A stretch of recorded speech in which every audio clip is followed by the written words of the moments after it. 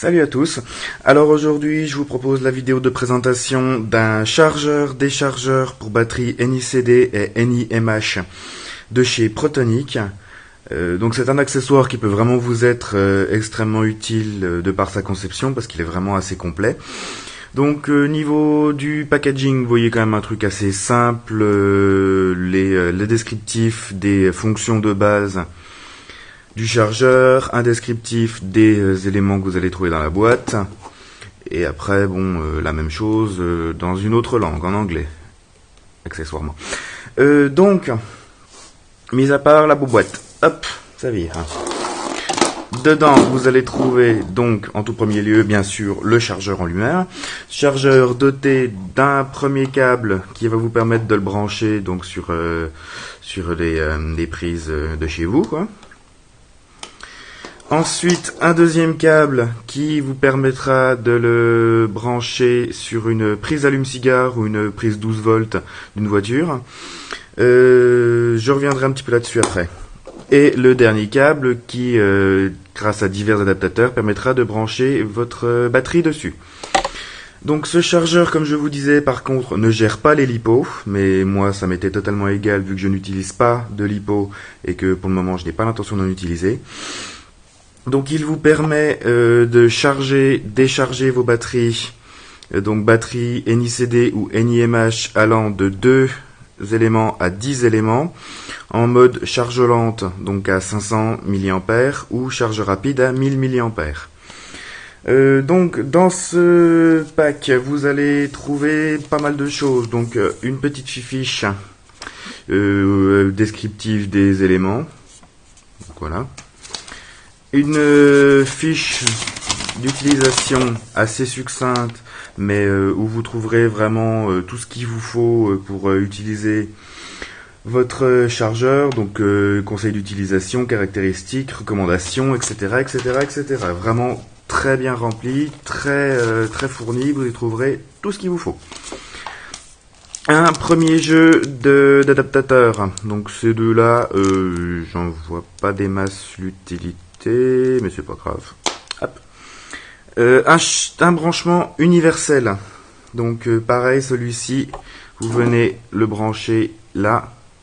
Tac, faites attention, il y a un sens. Et à l'aide des deux petites pinces, vous pourrez vraiment brancher un peu n'importe quoi dessus. Mais ce qui est le plus intéressant, bien sûr, c'est l'adaptateur. Donc pareil, vous venez le brancher ici en faisant attention au sens. De toute façon, il y a un cran large d'un côté, un cran pas large, enfin un cran étroit de l'autre, donc vous ne pouvez pas vous tromper. Donc c'est le branchement pour prise Tamiya, donc les prises classiques vraiment. Vous voyez que ici, de base, c'est une Tamiya large, mais vous avez, bien sûr, fourni avec un adaptateur pour avoir accès à une Tamiya, enfin une petite Tamiya. Donc voilà, ça vous fait un petit peu long de câble, mais vous pouvez vraiment brancher vos Tamiya, toutes vos batteries, que ce soit une grosse ou une petite. Voilà. Ensuite, le dernier petit accessoire qui est fourni avec, c'est celui-ci.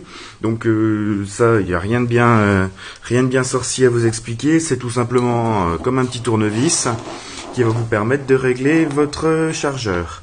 Donc premier bouton ici pour régler donc le nombre d'éléments de votre batterie.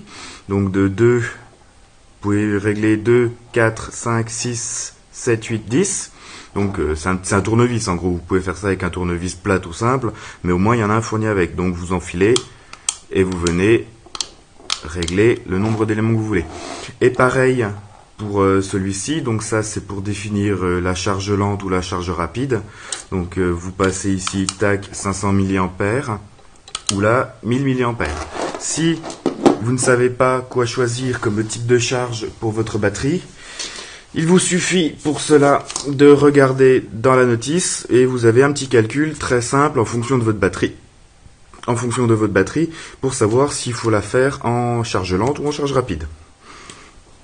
Quoi d'autre à vous dire là-dessus? Vous avez ici, vous allez rien voir, mais il y a une petite diode qui sera allumée de différentes couleurs. Donc elle sera allumée en rouge quand la batterie est en charge, en vert quand la batterie a fini de charger, sachant qu'une fois que la batterie est chargée, le chargeur se coupe de lui-même, donc vous n'avez aucun risque de surchauffe ou de problème qu'on peut avoir avec un chargeur de base.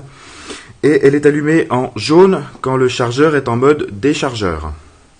Donc pour le passer en déchargeur, c'est très simple, vous branchez votre batterie et vous avez le petit bouton jaune qui est ici. Donc vous branchez votre batterie, ça va s'allumer d'abord en rouge. Vous maintenez appuyé 1 ou 2 secondes, même pas, et elle va passer en jaune. Et à ce niveau-là, donc, il va décharger votre batterie.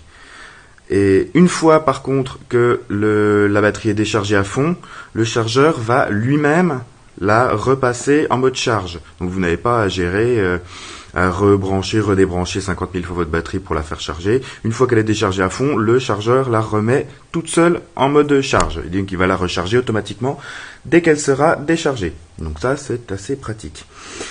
Qu'avais-je d'autre à vous dire? Oui, exactement, petit défaut de cet objet.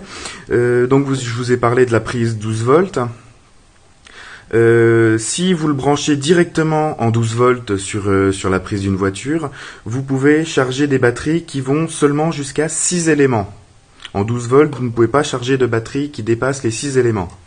Ce qui est un petit peu con parce que la plupart de nos batteries, que ce soit des 8.4 ou des 9.6, ont 7 ou 8 éléments.